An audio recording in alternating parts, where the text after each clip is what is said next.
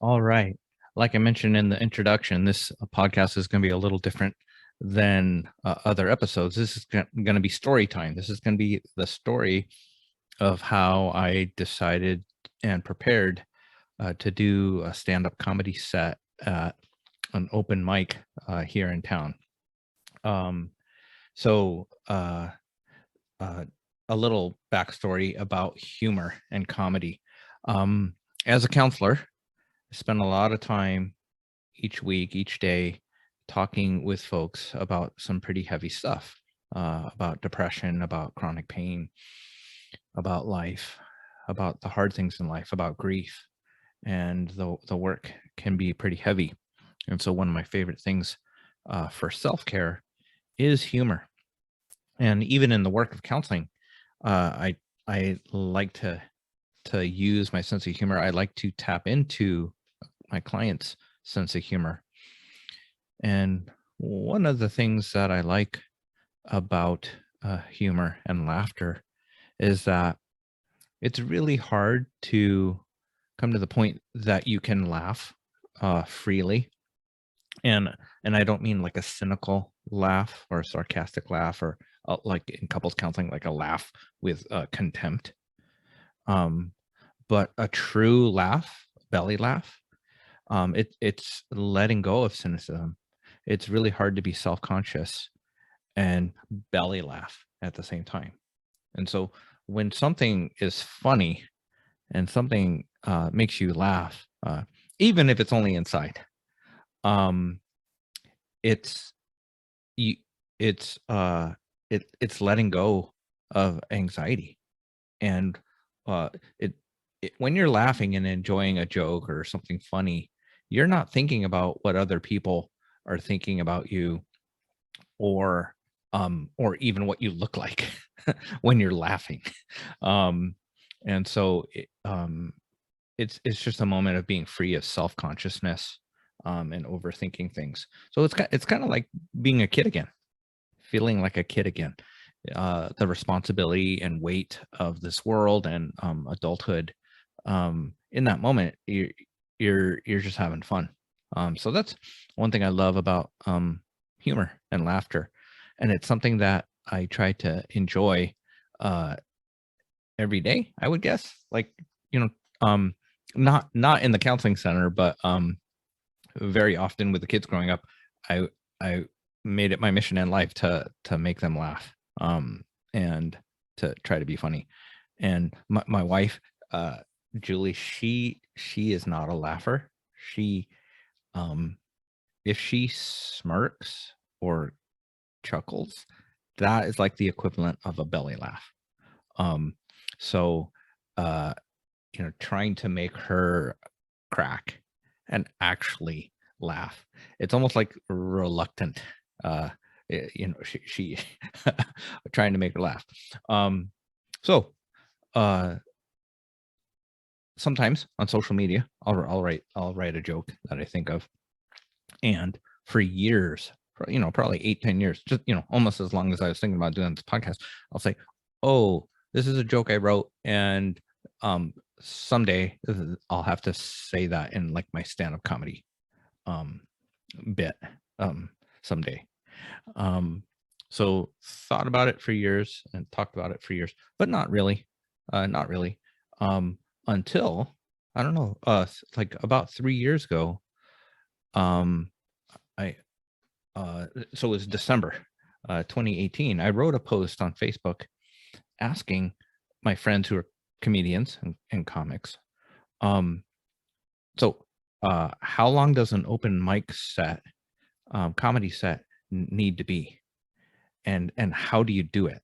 Like how do you I do it? And so I tagged some of my friends who have done stand-up comedy, and they replied and gave some good advice.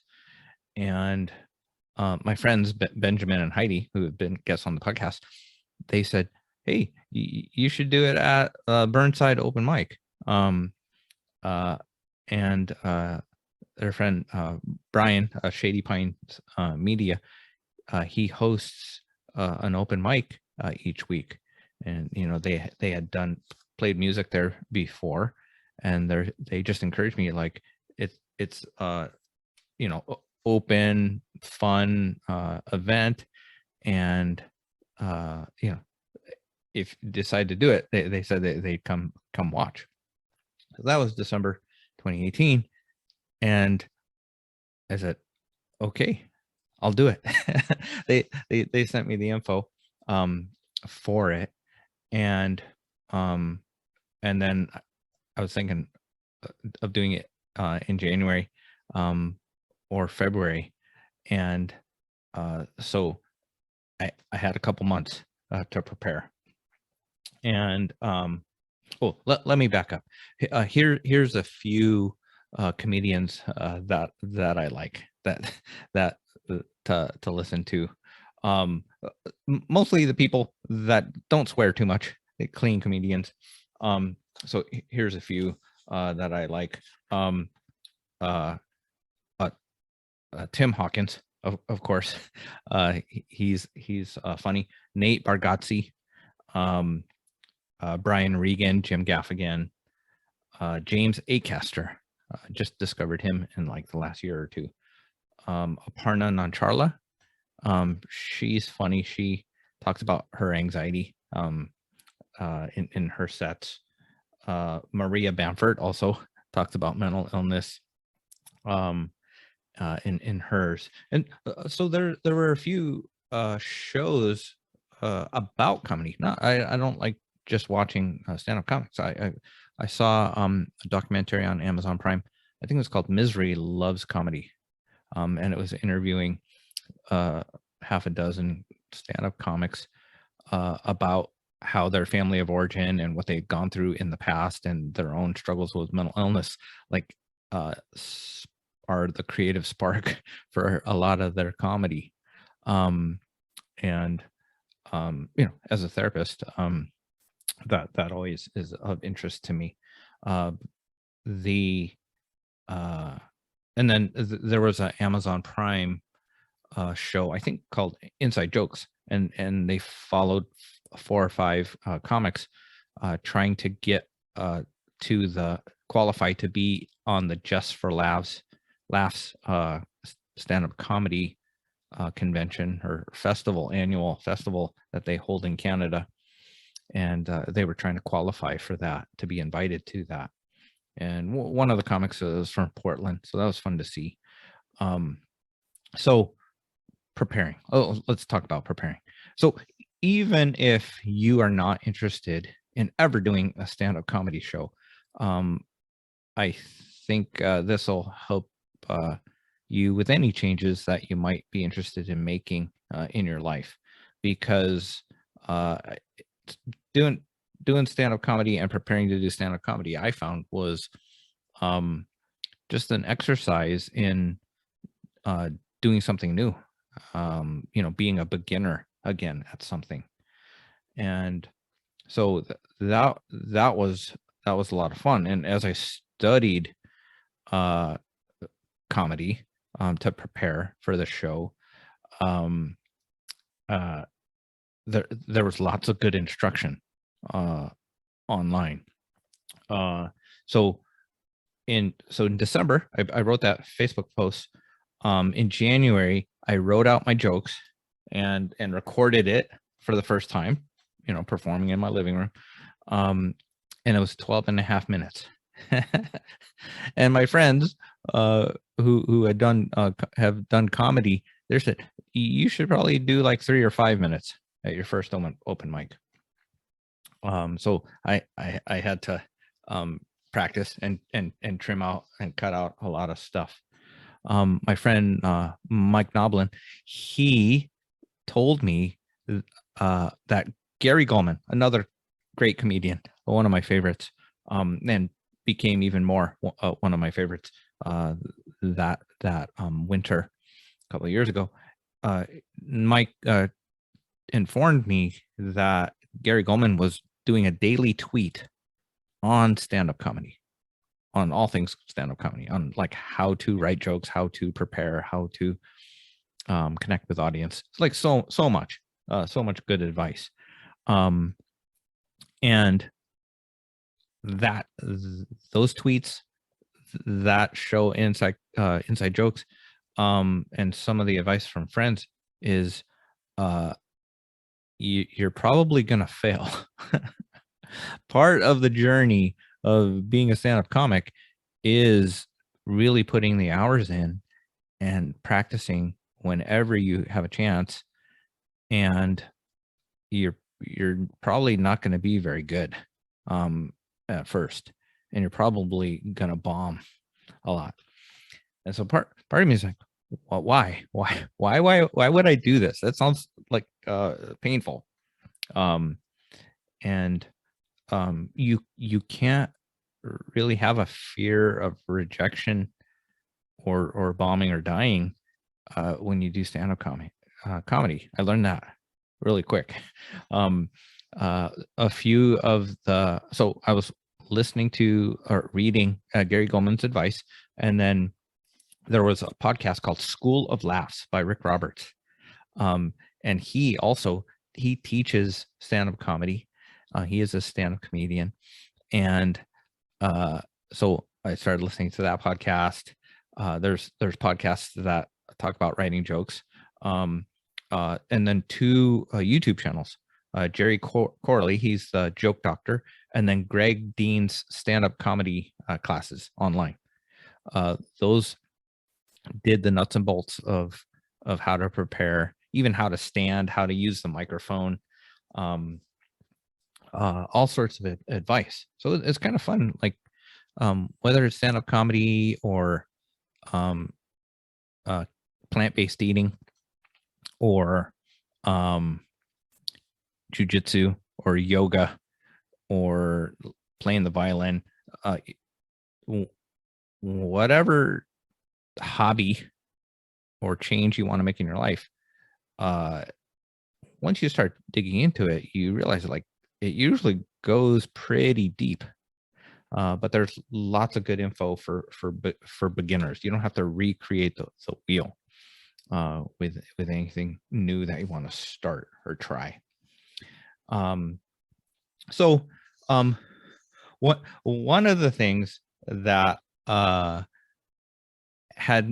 that really helped early on was one of my friends, Trevor Green.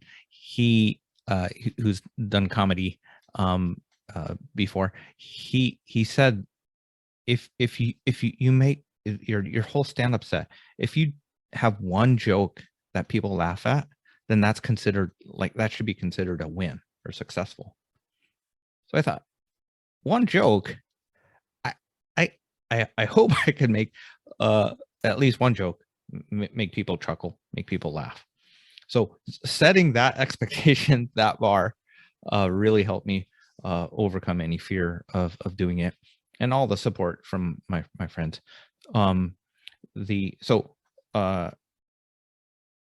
gonna leave some lessons about doing stand-up comedy till the end of this podcast, but I'm gonna take a moment to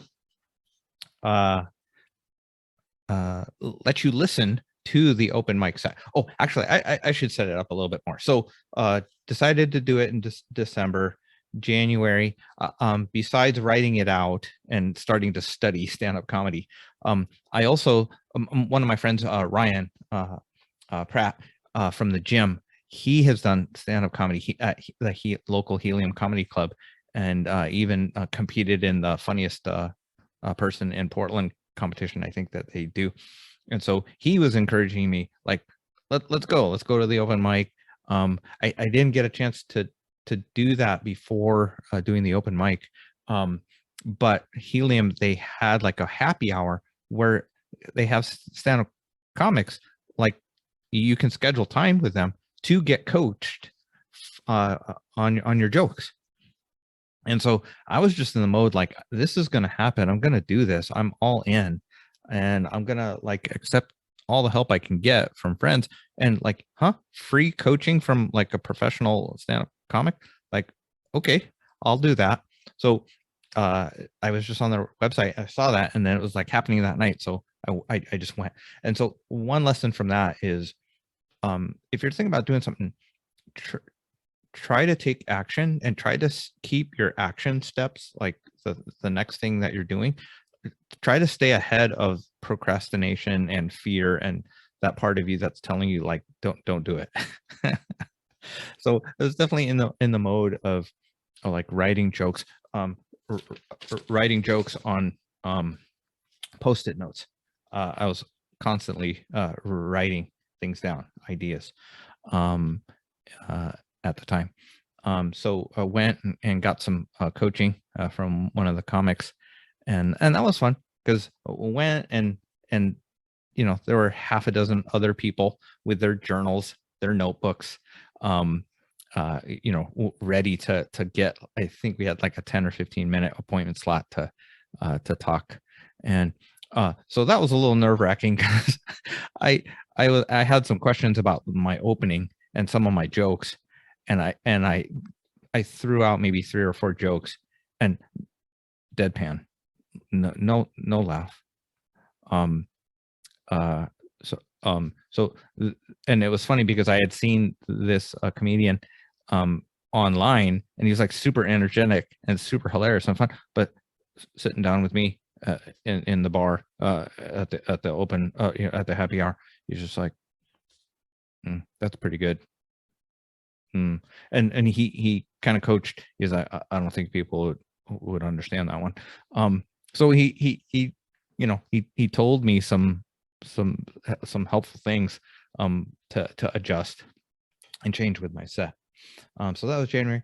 And then one more bit before I play the open mic set for you.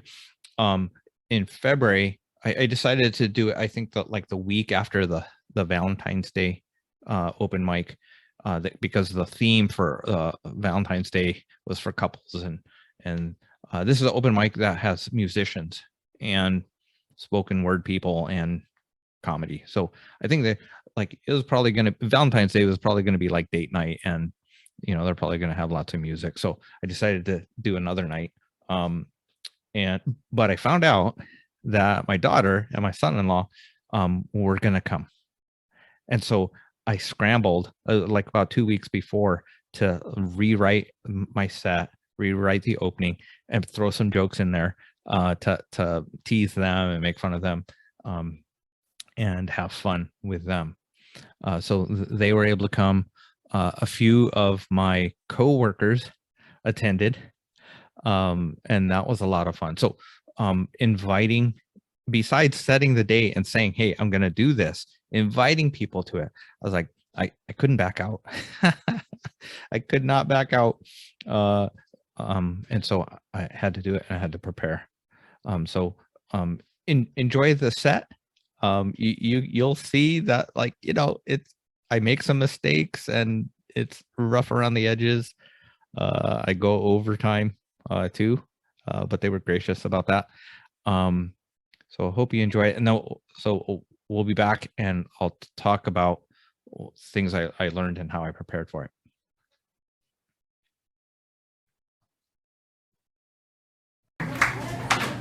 First time, be gentle.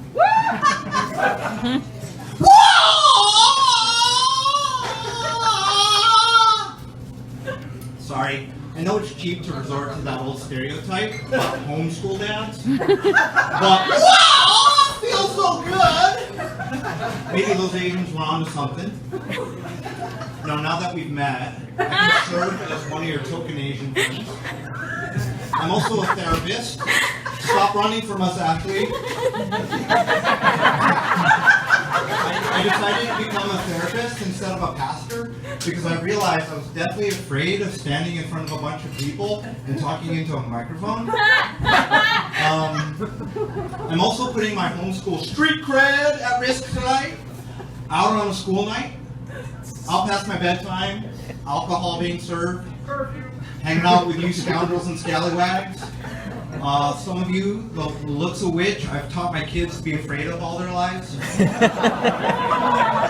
why? Where would I summon the courage, the audacity to be here? I'm on a mission, people. I'm here to fulfill the dream of every dad, which is to actually have someone laugh at one of their jokes.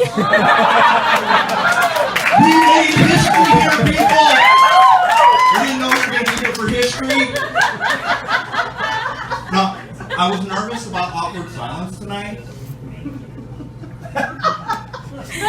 Then I remembered that I've raised 3 teenagers dying. I've died 1,000 deaths. I'm the dad of 2 daughters, people. Some of you guys know my pain, especially if you've made the mistake of doing their laundry for them. No dad should ever have to see that. You can't unsee it. But as my girls were growing up, I coped with prayer. I asked God for help. Sorry, Dad. God, grant me the serenity to accept that my daughters are beautiful. And dudes will like them. Give me the courage to do what I need to do. And the wisdom to know where to hide the bodies. It was all fun and games. Fun and games until she fell in love with a police officer. So I had to pause. Okay. All right, assess. All right, I've got boxing, jiu-jitsu, and MMA training. Okay, on his side, he's got shotguns, 9mm, and handcuffs. Okay, so I take a step back. All right.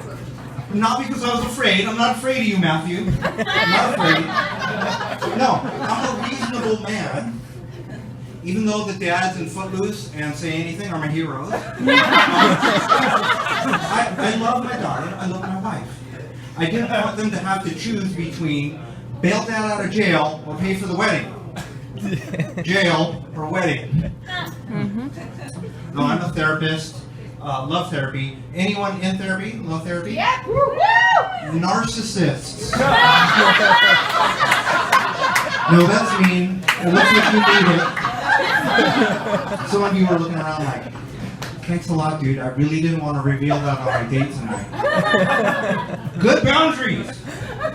No, if you are a writer, comedian, or musician, and you're not in therapy, I have business cards for your friends and family. Because nobody should have to go through that without support. I've been running around my house, chasing my wife and my family. I wrote something. Can I read it to you? Can I read it to you? Can I tell you a joke? Can I tell you a joke? My wife's like, babe, I love you, but isn't there an open mic you can take that to? Some of you aren't convinced about therapy. I admit it, it's a tough sell. So, you mean to tell me, in order to get over my crippling anxiety, my soul-crushing depression, and my porn-ravaged self-esteem, you expect me to tell my deepest, darkest secrets, my most shameful, painful memories, to a stranger whose profile I read on the internet? Fair point. But I've seen your Instagram stories. How is that different than your last few online dates? Online dates, guys, it's brutal.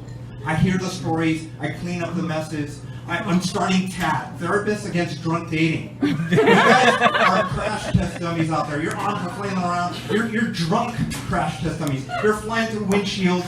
That's a metaphor. Therapists are looking out for us. You're on your phone, you're swiping. Help me stop, make it stop. Self-loathing, self-hatred. Help me. But you can't stop. You need an intervention. Guys, nothing good happens on your phone when you're alone after midnight. If there was truth in advertising, instead of coffee and bagels, there'd be a dating app called Carnage and Mayhem. Swipe right for your next catastrophic life choice. No, I love therapy. Shame-free, pain-free zone. Obviously, when I'm off the clock, I'll be... Wait, for instance, I do talk a lot about sex. Therapy is a safe, sacred space. Which is why Walmart's decision to start providing therapy is a little bit confusing. I mean, you gotta give them credit. The convenience of, hey babe, let's get some milk and eggs. And while we're at it, how about some marriage counseling? But I've been traumatized. I mean, I've seen the people of Walmart website. How are we going to protect their dignity? Hey man, where's rehab? That'll be on aisle 14, sir. And the UA cups are on aisle 3 next to the plastic food containers. I do talk to people a lot about sex. I do a sexual history. It's what the clipboard's for. I interview them, I ask them about their experiences, their behaviors, their fantasies. And that is as freaky and fascinating as you might expect. My wife and I, we're celebrating our 25th anniversary this year. I'm still learning. Sometimes I'll hear something, and I'm like, ooh, that sounds good. Let's take part home tonight. Hey babe, I got something to add to the agenda of our next naked parent-teacher meeting. Sometimes the clipboard is for questions, like, how? And why? I mean, I know why, but doesn't that hurt? How does that not hurt? And do I need to call animal control? Because I don't know if we're alone right now. I'm not a doctor, but that doesn't seem hygienic to me. So sometimes the clipboard, I want to help people, guys, but sometimes the clipboard, I think, is just to document the slow-moving train wreck of my client's lives. Let's pull back the curtain on a session. Imaginary client, but it'll be easy to follow along because I'll just do the technique every therapist uses, which is to just repeat back exactly what the client says. Okay? So name withheld for privacy. How'd it go last week?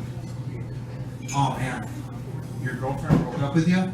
You've been together for 6 to 8 years. Lawsuit given to prevent lawsuit. Range given to prevent lawsuit. How'd you cope, man? Sorry to hear that. Binge on Netflix? Understandable. You do you. Gain 10 pounds? Stress eating? Understandable. Hours of porn and masturbation.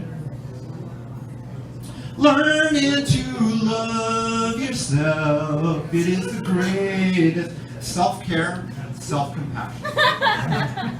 Oh, you've gone on 5 dates. But it's, with 5 different people. But it's okay because you've only slept with 3 of them. Now, it's at this point I might be tempted to remind my client that I'm a Christian therapist, which means I'll listen to your story, not that there's anything wrong with that, but you might be going to hell. But I don't do that. I put my clipboard aside, I lean in, I go Goodwill hunting. It's not your fault. It's not your fault. I'm not messing with you, it's not your fault. We both know that we wouldn't be here tonight if you had been homeschooled. Thanks, guys.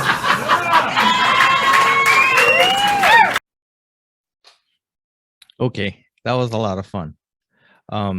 Not far from perfect, but having the support of my friends and that came out helped me keep going, even through the rough spots. I do want to do a shout out to my friend Jelani Greenidge. Jelani, I actually several years ago I went to a workshop at the Faith and Culture Writers Conference. He had one of the breakouts of the conference. I think the name of it was like using stand-up comedy, things you can learn from stand-up comedy for your writing. And so for years, it just been kind of thinking about and learning stand-up comedy. So Jelani graciously let me come over to his place, and he was the first person that I really did my whole set out loud, and he gave me some advice. He taught me about the rule of 3 in comedy, and in writing jokes. When you list out things, you try to keep it to 3 items. which reminds me, there was a joke that I forgot to put in, say at the open mic. So one of the things that I love about being a therapist here in Portland is that there's no stigma. Yeah. Therapy around here is as common as failing miserably at keto, paying too much for rent, and having a friend who has a friend who is a person of color. I've rewritten that joke since then. I think next time I get a chance to say it, I'm going to say it's as common as plant-based eating around here versus failing at keto. So the here's I want to say a little bit more. I mentioned Gary Goldman. He did a podcast called there's a podcast called Good Ones, and he talks about his stand-up set about abbreviating the states. No, I'm sorry. That's a different podcast. He did his Trader Joe's breakdown on that podcast. So that podcast was really helpful for learning more about stand-up comedy. So I wanted to say the Good Ones, and I think it's the James Altucher podcast that he broke down his abbreviating the states joke that he did on Conan. But I really appreciate Gary Goldman because he has done his most recent special was The Great Depression, which came out on HBO, which he talks about struggling with debilitating depression. And it really derailed him for maybe a year and a half, 2 years. And he really raised awareness with that special and the way he talks about what he's been through. And he's been interviewed several times. One really good interview, there's a 2-part interview when he was really struggling, in the middle of struggling with depression, and then a follow-up episode on the Hilarious World of Depression podcast. So encourage you to check those out. I'll put that in the show notes. So here's a few lessons from going through that experience. I did a second open mic. First one was in 2019. Did one in 2020 before everything shut down. In 2019, I also had a chance to do a stand-up show with my friend Jelani and Ian Durius, another comic that we're connected with locally at a church out in Estacada. It's a lot of fun. So here's a few things. Even if you're not preparing for stand-up, but if you're preparing to make a change, the first thing, like Seth Godin says, is practice in public. Even if you're not ready, even if you're not 100% prepared, ship. And for me, shipping was like committing to doing the open mic, doing the show at the church with my friend.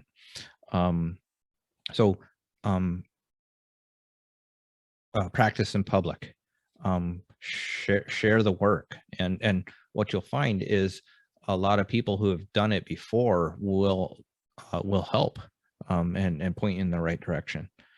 And so developing the skill of doing stand-up, being a student of the game, of the craft of it, and then I would practice. I'd practice in the car, driving, commuting to work. I'd and practice in the living room. And so I got used to saying jokes and not getting any laughter.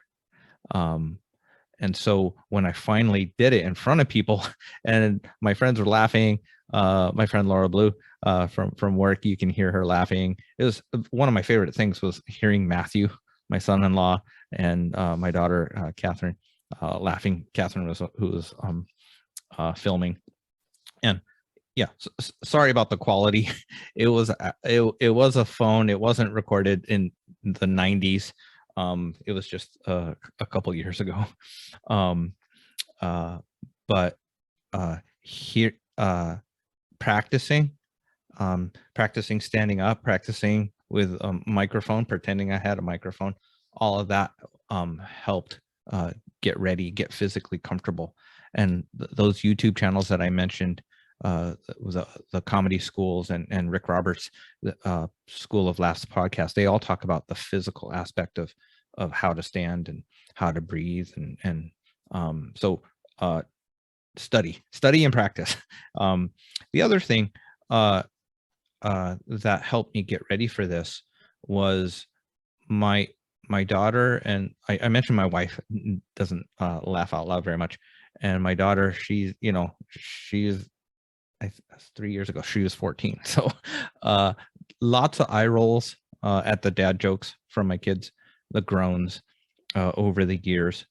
Sometimes I get them good with some puns. They like some puns, but very often making myself laugh is its own reward. Even if I don't get the reaction that I would like, if I like the joke and entertain me myself, then I'm content and happy. So number two, other people laughing and enjoying it is like a bonus, but write the stuff that makes you laugh, that amuses you. And that's one thing I appreciate about my friend Jelani. He's got a great blog. He's much more analytical than I am, and he cracks me up because I just appreciate the way he thinks. And but I think he doesn't. He didn't tell me that, but you can tell that he doesn't care. He's laughing and he's just sharing things that are making him laugh. So third thing, if you're going to do stand-up, this is specifically for stand-up, I encourage you to write out your jokes. Like as a beginner, like there's no way I was going to do crowd work or be quick enough to like write jokes on the spot. And I learned this from Gary Goldman, is word choice, and even picking words that sound funny, different consonants that have punch, just cadence, and can make more impact and make stuff funnier. And so total beginner with that, but writing out jokes, trying them out in different ways, different punchlines, different tags, and writing. What I found was all these Post-it notes, I'd write it out and then just keep writing and have more ideas. Some work, some don't. Writing it out really helps, because then you can capture it. And I realized that because I was preparing, and maybe because I was terrified of bombing and being terrible, is like I probably got pretty obsessed for a couple months, and I'm trying to find the humor in like everyday situations all the time. Just had a radar and an antenna for funny things. And then there are definitely some jokes that I thought of that I didn't have a chance to write down, like like dreams that slip away because I forgot them or didn't write them down. So if you can, like, have a notebook or Post-it notes around to capture your ideas. And that goes for other types of writing, even if it's not comedy. Okay, so another lesson learned from doing this, and then from my set, I realized, and my friends gave me feedback. So I had like a handful of friends on Facebook who like I shared the jokes with in like a private Facebook group beforehand too, and kind of shared some of my practice with them. Is that there were a couple of jokes and that were not kind, that they were kind of punching down. So I learned what that means, like punching down. And like comedy at its best is to like raise awareness and speak truth to power in a satirical way, using comedy to kind of like, put like abusive people and like systems and things like that are like in its place. And there were a few jokes that like that, for if you don't know me, might come across as mean. Like folks that struggle with mental illness are my people. And but if you don't know me, you don't know that. So there were a few that fell flat, and I probably probably won't repeat. So I still need to find that balance with comedy. So fifth lesson with that you learning from doing stand up is to just like say yes. Like say yes before your fear makes you say no. And so I was definitely in like a growth mindset, and had a bias towards taking action. And so after avoiding or procrastinating on committing to do it for like years, once I committed to doing it, it was kind of like, okay. Like my friend Jelani inviting me to do a comedy with him at a church. Like, okay, yes, yes, I'll do it. And it's kind of yeah, it was exciting and fun. And well, what I liked about that was I really struggle with procrastination and follow through. And so this was kind of growth for me. And one of the things that helped me say yes, I mentioned the show Inside Jokes, the Amazon Prime thing. Now they showed these folks that had they're touring on the road. They're all in. They're trying to make stand-up comedy their profession. They're pros. And it showed them doing comedy in coffee clubs, or coffee clubs, coffee shops, or bars with like 4 people, and like getting no reaction, just it just being awful, like the crowd's awful, or they're doing sets in a bar where the football game was more interesting to the people that were there than the stand-up comic in front of the mic in the corner. So when I saw that, I was like, huh, I could do that. Like if people were distracted and not paying attention to me, then maybe that wouldn't be so bad. So just understanding that bombing is part of the game, and nobody expects you to be great. And my main hobby, my main sport is Brazilian jiu-jitsu, and becoming good at jiu-jitsu. I like coaching people in jiu-jitsu. Becoming good, an expert in jiu-jitsu, it is a long road. It takes at least 10 years to get a black belt for most people in Brazilian jiu-jitsu. Some people, they don't even get promoted from from white belt to blue belt, that first promotion, for like 1 to 3 or 4 years. So you gotta delay gratification. You gotta be committed to that sport. And you can't expect to be a black belt quickly. Everybody starts at white belt. And so I'm definitely a white belt in stand-up comedy.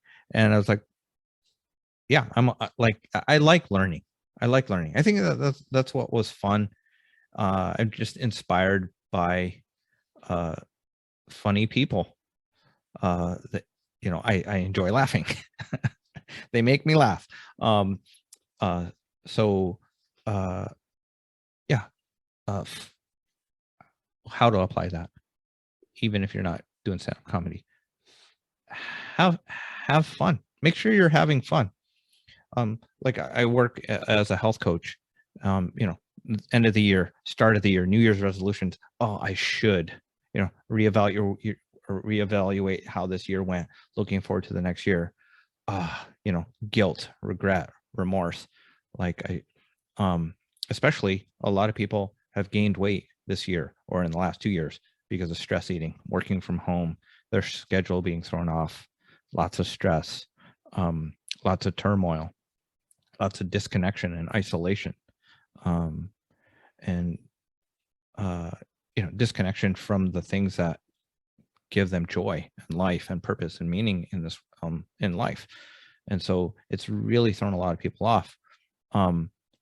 But sometimes the motivate, what I found is, if we're not feeling great about ourselves and we've been procrastinating and avoiding things, adding on top of that all the things that we should have done by now or should be doing, that and trying to make yourself feel bad enough to change, for a minority of people that's enough to get them started. But for most people, feeling bad is the problem. So making yourself feel worse, more shamed, more guilty is not sustainable.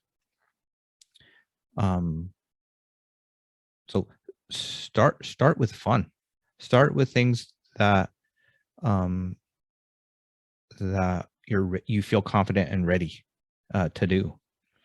A principle from Atomic Habits: make things easier. Instead of like trying to pump yourself up. And Tiny Habits, another habit book by BJ Fogg. Instead of trying to pump up your motivation, just make the thing that you want to change and do easier. That's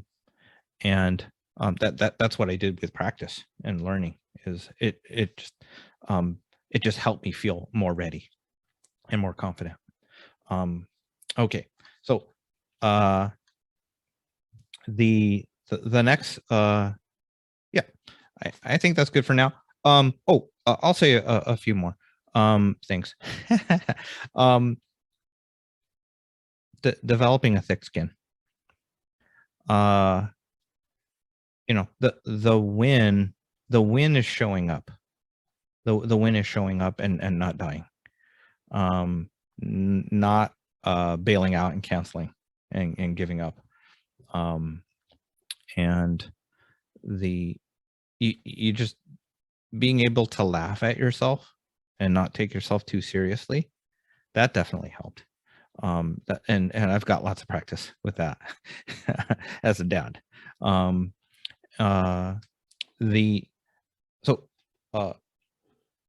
Had fun doing that.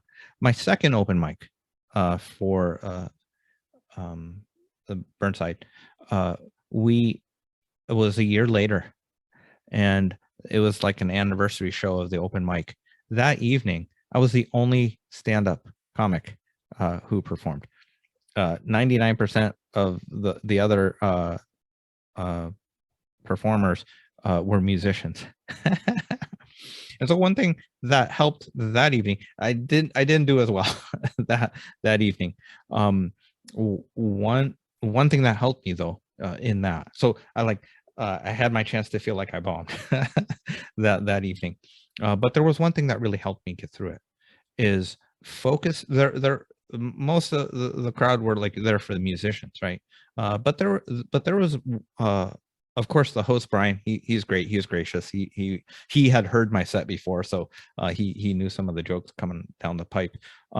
But there was one person who was like, oh, like I could tell he's like, oh, a stand-up comic. Like I'll play along. I'll listen. And so just tuning into him and getting energy from him and like focusing more on his engagement and responsiveness versus the folks that were checked out and bored or not appreciating my set, that really helped. And I was like, oh, I'll take it. Like if I make you laugh, if you enjoy it, just you and me, then that's fine. And so that was a great experience. So hope you enjoyed this episode, a little different. I hope you check out the comics I mentioned. Dimitri Martin. That's another comic. He's another comic that I didn't mention. He's pretty funny. Let's see. So one of my goals is my main goal with stand-up comedy is it's just something playful. I obviously am not going to be like make it a career or a side hustle, but my goal is to do an open mic set at the Helium Comedy Club here in Portland and invite friends to do it, and then say that I did it and survived. So I hope this inspires you, my little foray into stand-up comedy. I hope this inspires you to do stand-up comedy if you've been thinking about it, but to do whatever you've been thinking about. Whether maybe it's a podcast, maybe it's a video channel, maybe it's changing, going back to school for something, or writing something, or creating something. Maybe it's thinking about opening up an Etsy shop. Whatever creative thing that you're thinking about, I hope this has encouraged you to be more courageous. All right, guys, thanks for listening.